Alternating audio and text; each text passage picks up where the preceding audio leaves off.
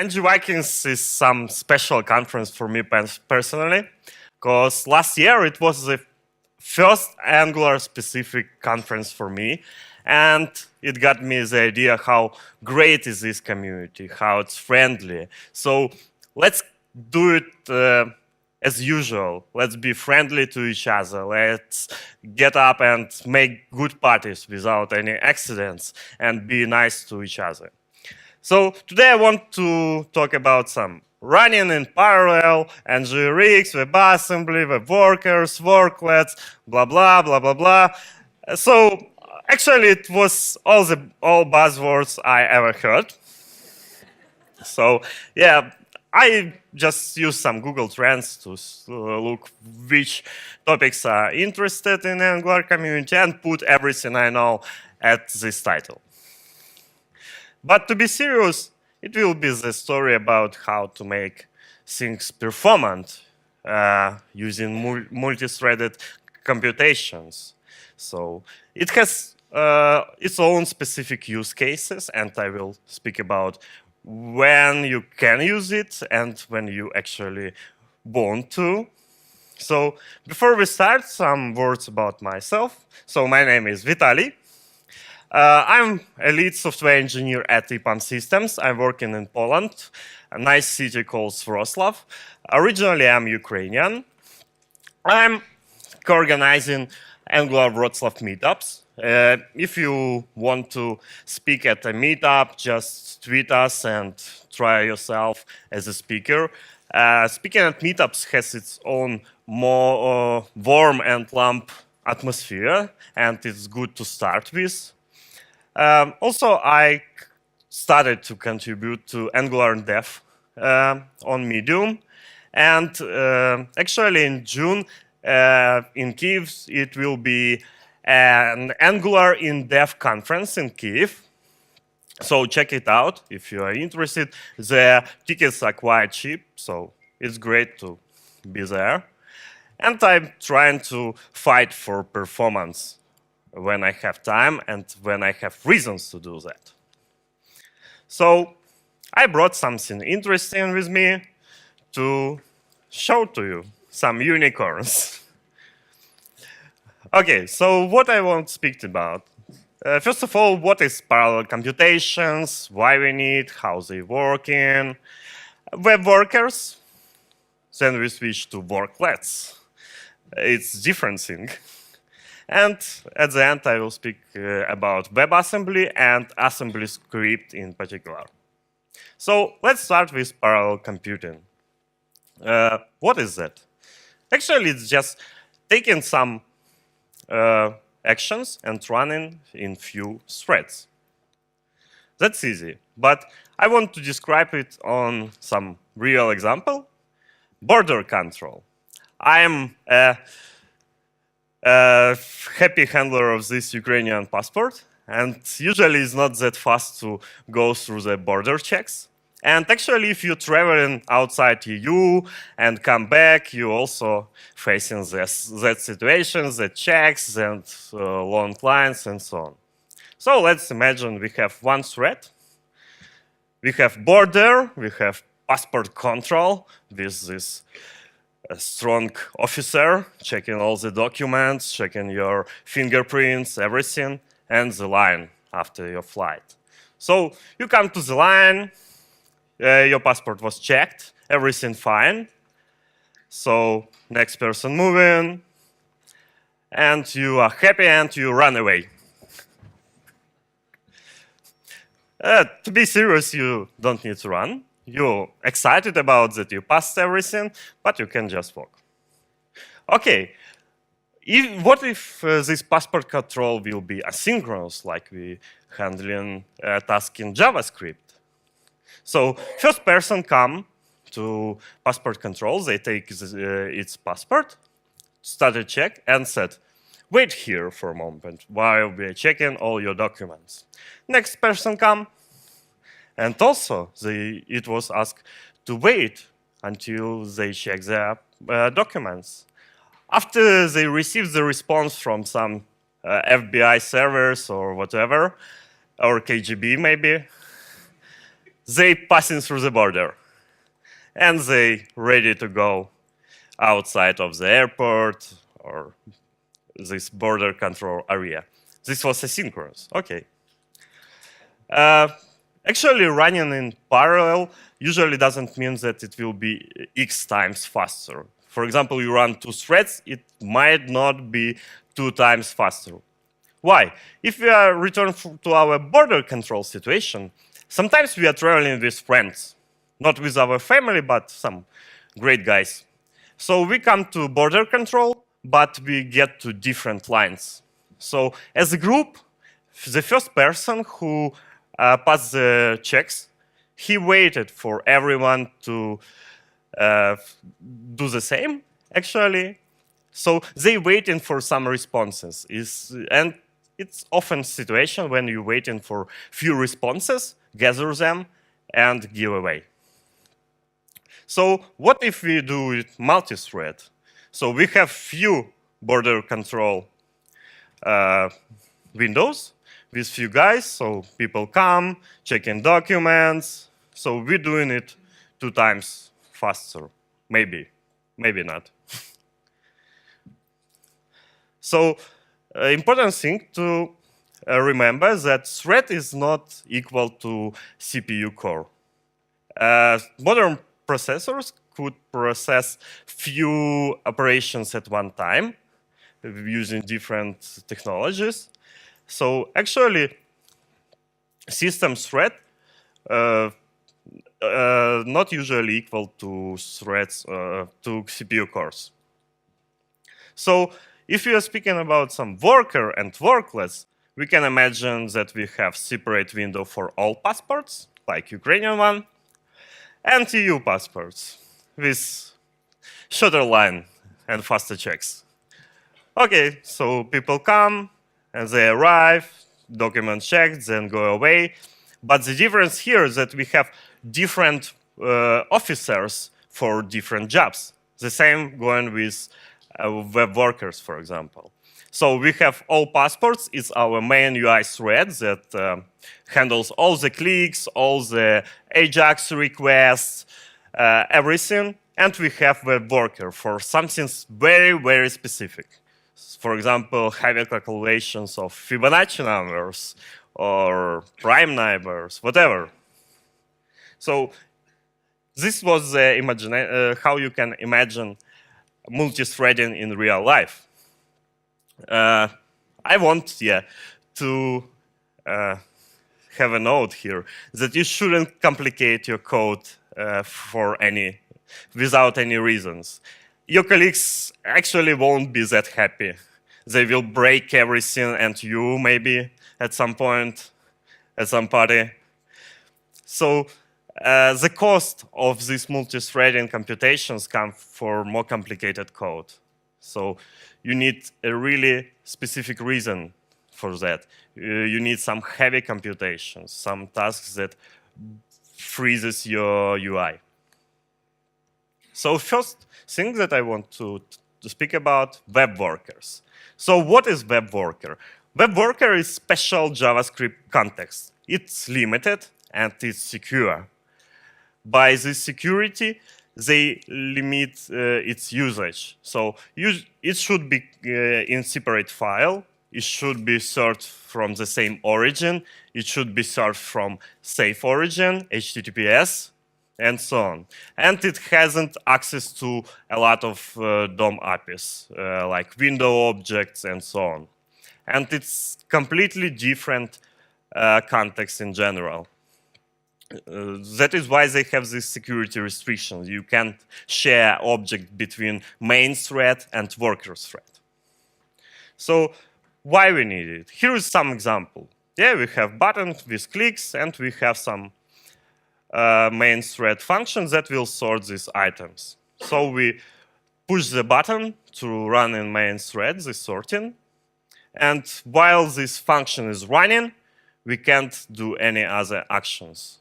So users click, click, click, and nothing happened. And they might be slightly disappointed, just a little bit. You know, Apple produces not the best keyboards for MacBooks right now, so it's actually a big problem, and they won't get replacement for free. It's huge wasting of money. So how we can start to using web worker?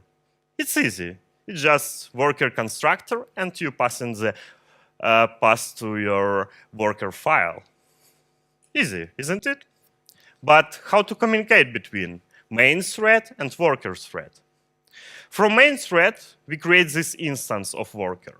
And on this instance, we have two main methods. One is post message that transfers data to the worker thread. And another one is an event. So we can listen to the message events and handle the response from the worker thread. We can use on message property as well and assign handler to it, or add event listener. Similarly, in the worker thread, we have a global function called post message that will post our response, result of our function, result of our calculation. And we have the same, not the same, but similar event message.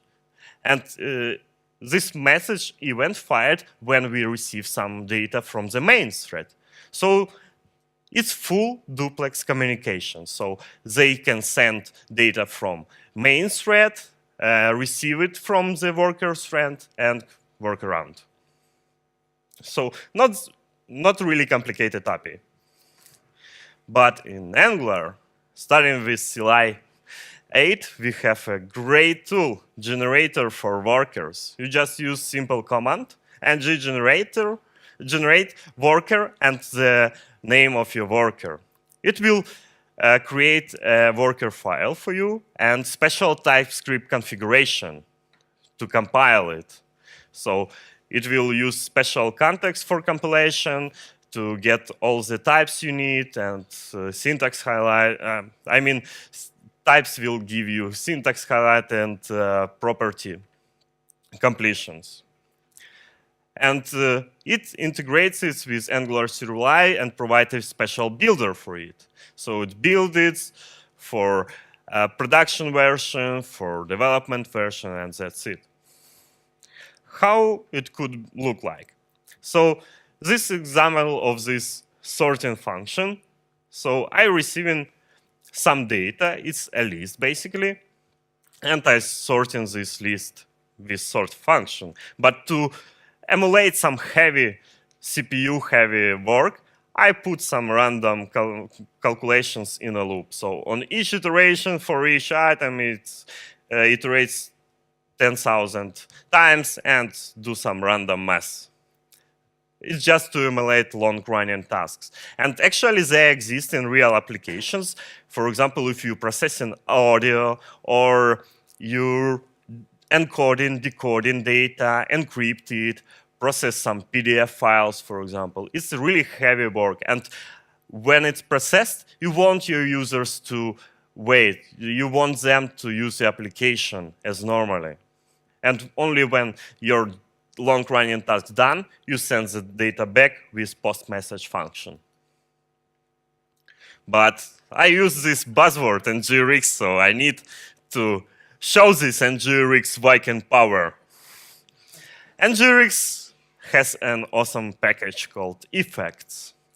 And with this package, we can listen to our NgRx actions and send our computations to worker thread. So when we're receiving some actions with payload, for example, this list to sort, we send it to worker. But we have no dispatched action. So we dispatch nothing because worker instance is event-driven. So using effect, another effect in the same effect class, we listen to events from worker instance. And on message event, we remap it to NgRx action with results. So it looks like any fetch operations. It's pretty the same. So you call to fetch some data, you wait for it, and after you receive, you handle the success and error. The same went with web workers. So just imagine it as usual asynchronous call, nothing else. But the good thing right now that it's not blocking. So you run this operation to sort with random maths, and while it calculates, you can click, do another stuff on your UI thread. Nothing frozen, and users are happy. Next thing that I want to speak about, Worklets. Worklets, it's really very similar to Worklets, but they are more specific. I don't know if somebody of you have heard about Houdini APIs. So Houdini is a bunch of APIs that gives you a low-level access to CSS engine. Right now we have a problem. When we want to polyfill or extend CSS, we can do it with JavaScript. But it's wrong. Why it's wrong? We have rendering pipeline. So a browser parses our HTML, builds DOM, then it parses CSS, builds CSS on, and after that it runs and parse and runs our JavaScript. So if you extend something in CSS with JavaScript, at the latest stage, when JavaScript is processed, we change something and we re-render everything again. That is, it's non-performant. So what worklets are available right now or coming soon? First one, Paint API. It allows you to create custom backgrounds for properties that accept backgrounds. Background image, border image, list style image, and so on. And using limited canvas context, you can draw whatever you want.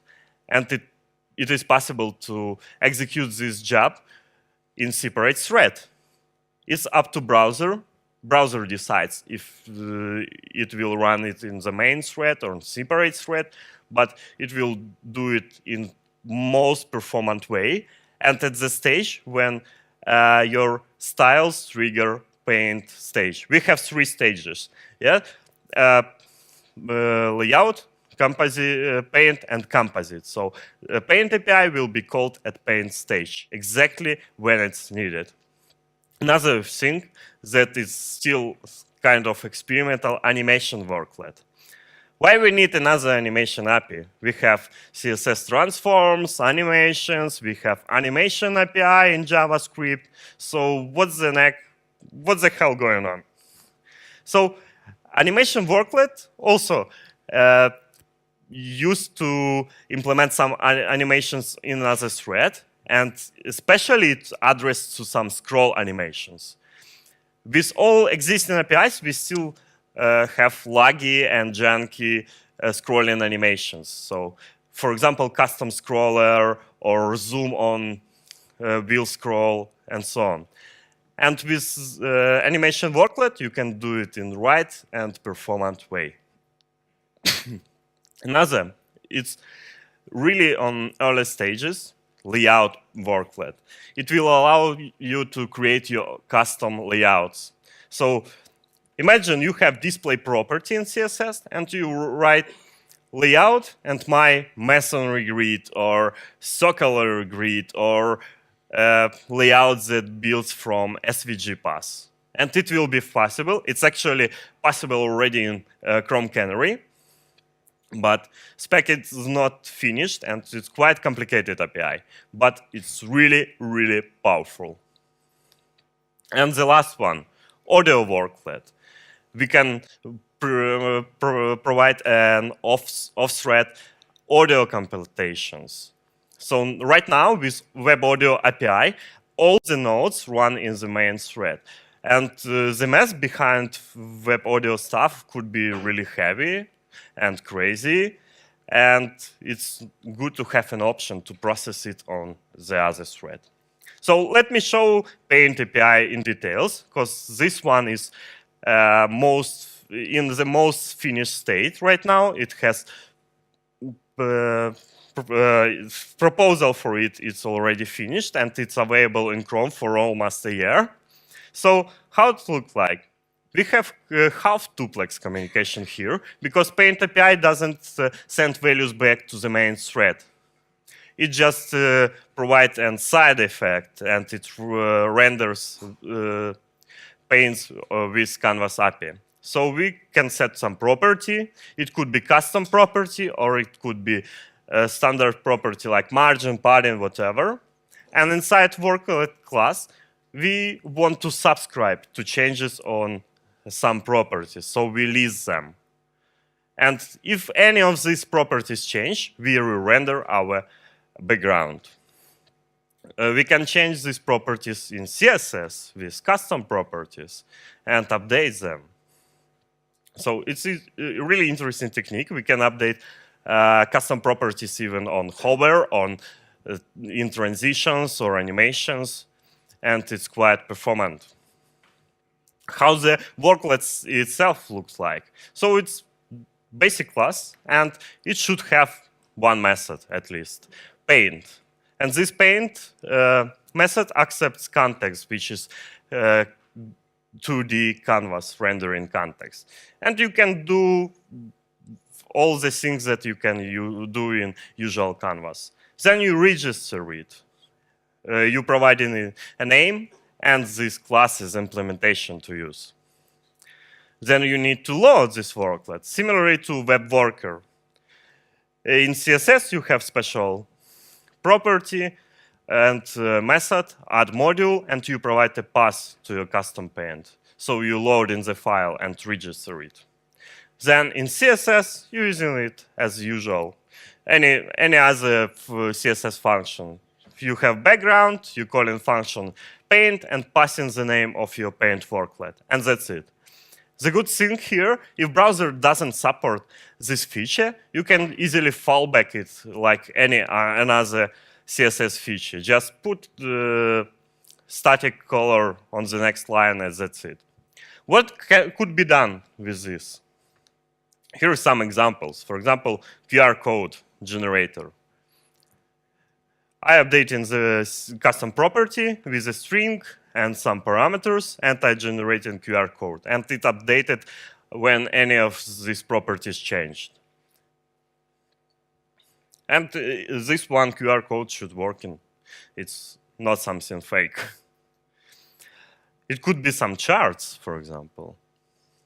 You can generate some pie or donut chart, change the values, update backgrounds, change how it looks like. It's pretty nice and, again, performant. So, last stage of this talk, WebAssembly. WebAssembly is also supposed to run a separate thread, but it's more special than workers and worklets. We have a special format, WASM. It's a binary instruction format for stack-based virtual machine. So it's quite low level, but it's still not the direct instructions to the CPU. It runs in virtual machine. To imagine it's easier, you can provide some connection with Java and JVM, for example. It's not the same, exactly, but it's really similar. And we have what? What? It stands for WebAssembly text format. But not the best name, yes? So they call it what? WebAssembly text format. You know, developers, good at naming X, Y, I, G, whatever, yeah. So what languages could be compiled to this WebAssembly, WASM, and what format? So we have a bunch of options. The most popular one is Rust right now. But for me, as a front-end developer, it's quite hard to start with it. I tried it. I did a couple of demos with it. But the language itself is completely different. The paradigms behind this language is really different. Another option is C or C++. if you studied it at the university, you like to allocate memory manually. And again, it's a different language, not TypeScript, not JavaScript, not CSS. Yeah. So my favorite option right now is to write it in TypeScript. And we have a project called Assembly Script. It's basically TypeScript subset that has its own compiler. And this compiler compiles it to WebAssembly, to WASM. What? OK, how to use it? You have to install a package called WebAssembly Script. So you can use yarn or npm if you like it. Then you need to init this project because it needs to rebuild the binaries and generate it in your project. This is required step right now, but they trying to get it easier. So I believe in the future they get rid of it. And you have built, it updates your package JSON, and you have special build command called sbuild, and it builds this assembly script to WebAssembly, and it builds it in what format? Text that you can actually open in Visual Studio Code and read somehow. If you're really good in assembly and such kind of instructions, and it produces binaries, WASM, and it is two types of WASM. Optimized for production and unoptimized for development mode with source mode. That is really important. So how it looks like? Just, for example, simple function add, it adds two numbers, but we have special types. These types come from WebAssembly specification. Here it's 32-bit integers, and when the result is passed back to the main thread, they transform to numbers. But assembly script provides you with all the types that's available in WebAssembly. So it's 8 bits, 16 bits numbers, floats, integers, and even 64 bits for some precise or big number computations. But you should remember that usually you need to convert these types explicitly because operators that implemented in assembly script are restricted sometimes to special types. So you can't add 8-bit integer with 16-bit integer. You need to transform it before. And at the end, you will get numbers in JavaScript. So if you used 64-bit numbers, you will get 32-bit floating point numbers in JavaScript. And you should remember that. And assembly script really aligned with WebAssembly specifications. So it provides all the functionality available in WebAssembly to be used in TypeScript. For example, manual memory allocations, linear memory work. What is linear memory? It's basically a list of bits, yeah? And you have offsets. And offsets means the position from which some data starts to be stored in this memory, yeah? So how to use in your TypeScript? You need to load this module, and another plus of assembly script that you don't need any wrapping code. For example, Rust, it generates for you JavaScript file that handles, wraps all the functionality come from WebAssembly. With assembly script, you don't need it. You just fetch the module and export the public API available. And we can have shared interfaces for our functions. We can share some functionality maybe. So it's pretty nice, and you don't need to learn a new language. You just need to learn a new API, and it's quite reasonable change.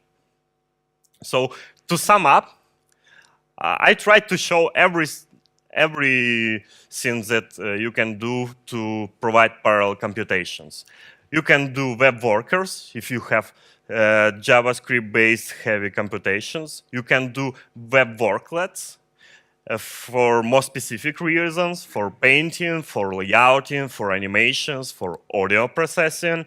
And if you have some heavy processing like image, for example, conversion, resizing, you can do it in WebAssembly. So that's all that I have. Thank you very much for listening. You can find me on Twitter and my blog. Thank you.